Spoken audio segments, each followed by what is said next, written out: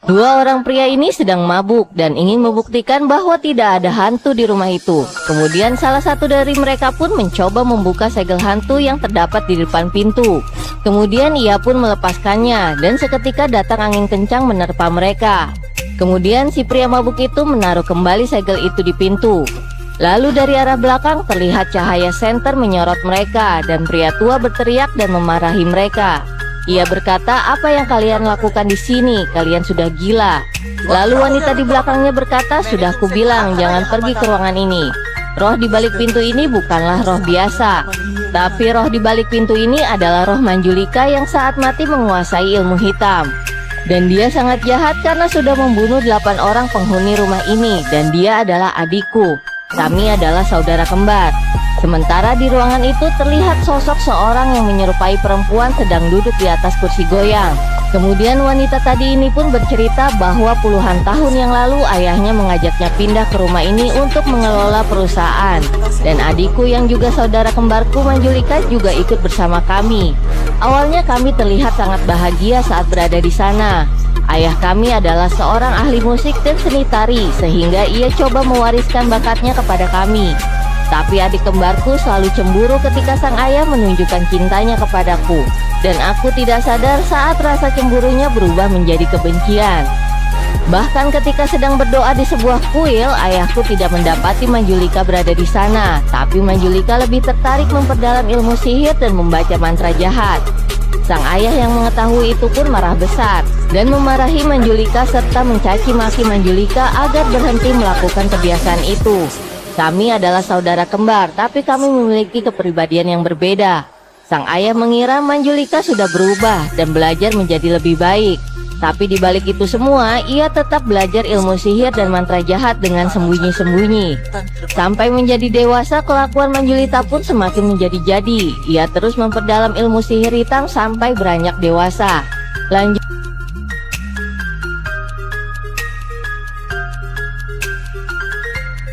Sekelompok orang sedang mengadakan ritual pengusiran hantu di sebuah rumah. Ternyata keluarga ini diganggu oleh hantu yang ganas. Mereka pun memanggil dukun untuk mengusir hantu tersebut. Hantu tersebut pun marah dan menghancurkan barang-barang di ruangan itu. Kemudian ia melemparkan seorang wanita ke dinding dan menarik wanita itu pergi dari ruangan itu. Sang dukun pun membaca mantra. Hantu itu terus menyeret wanita keluar melewati lorong rumah. Mereka yang ada di situ pun berusaha mengejarnya. Lalu hantu ini membawa wanita itu ke lantai atas dan menyeret wanita itu, tapi wanita itu berhasil lepas dari hantu tersebut. Kemudian ia berlari menuruni anak tangga. Tapi lagi-lagi hantu tersebut menarik kembali gadis itu ke atas. Sepertinya hantu ini punya dendam kepada gadis itu dan ingin mencelakainya. Orang-orang pun datang mencoba menyelamatkan gadis itu dan hantu itu pun teralihkan. Melihat ada kesempatan kabur, gadis itu pun berlari kepada keluarganya. Tidak lama kemudian sang dukun pun datang, tapi sang dukun malah mencekik lehernya sendiri. Namun ia berhasil bebas. Kemudian sang dukun mendekati hantu itu dan membacakan mantra. Lalu seketika terlihat sosok hitam yang menjelma menjadi seorang wanita. Dengan suara parau, si hantu berkata, ia harus membalas dendam kepada wanita itu dan aku tidak akan pergi.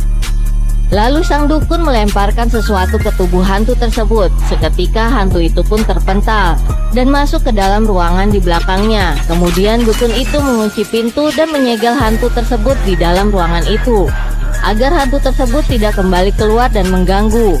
Malam itu juga keluarga besar mereka pun bergegas pergi meninggalkan rumah berhantu itu dan pindah ke rumah yang lain untuk menghindari teror balas dendam si hantu wanita.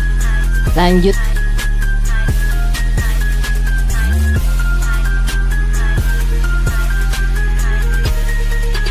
Seorang penduduk desa sedang bersepeda. Kemudian ia kaget dan terjatuh melihat pintu rumah terkutuk yang terbuka. Kemudian ia pun coba memeriksa lebih dekat rumah tersebut. Lalu ia pun tersentak melihat lampu di rumah itu pun menyala dengan terang seolah ada orang di sana. Padahal rumah tersebut sudah kosong selama 18 tahun. Kemudian ia pun berlari sambil ketakutan dan pergi ke sebuah rumah besar yang terdapat di desa tersebut. Kemudian ia bergegas masuk ke dalam rumah itu dan berteriak memanggil Takur Sing, yakni si pemilik rumah hantu itu. yang juga sedang berduka atas kematian putrinya Rip yang sebelumnya akan dinikahkan dengan pilihan ayahnya. Kemudian salah satu dari mereka bertanya ada apa. Lalu penduduk desa itu bilang bahwa pintu rumah hantu terbuka dan lampunya menyala semua.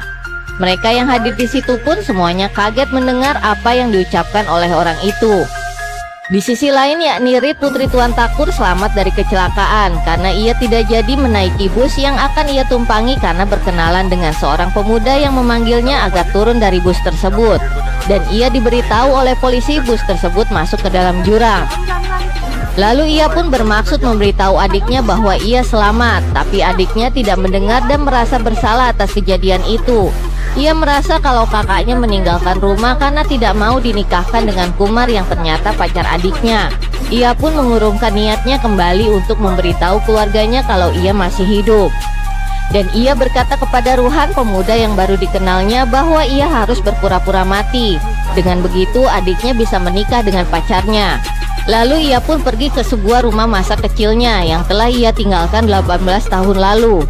Ia pun bercerita kepada pria itu bahwa dulu ia tinggal di sini semasa kecil, tapi para penduduk mengatakan bahwa rumah ini berhantu, yakni hantu kakak iparnya Manjulika. Sekarang zaman sudah modern, ia tidak percaya ada hantu. Tapi si pria yang ketakutan menyuruh mereka untuk pergi dari sini karena melihat pintunya terkunci. Tapi tiba-tiba gembok itu terlepas dan pintu pun terbuka dengan sendirinya. Kemudian mereka pun masuk. Dan saat mereka berada di sana, tiba-tiba lampu menyala terang seolah menyambut mereka. Lalu sang gadis pun bercerita kepada pria itu kenangan bersama dengan ayahnya yang pada saat berada di rumah itu dan kenangan bersama keluarganya. Di sisi lain, ayah dari gadis itu yang mendapat laporan dari salah satu penduduk desa bergegas bergerak ke arah rumah itu bersama para penduduk yang ingin melihatnya.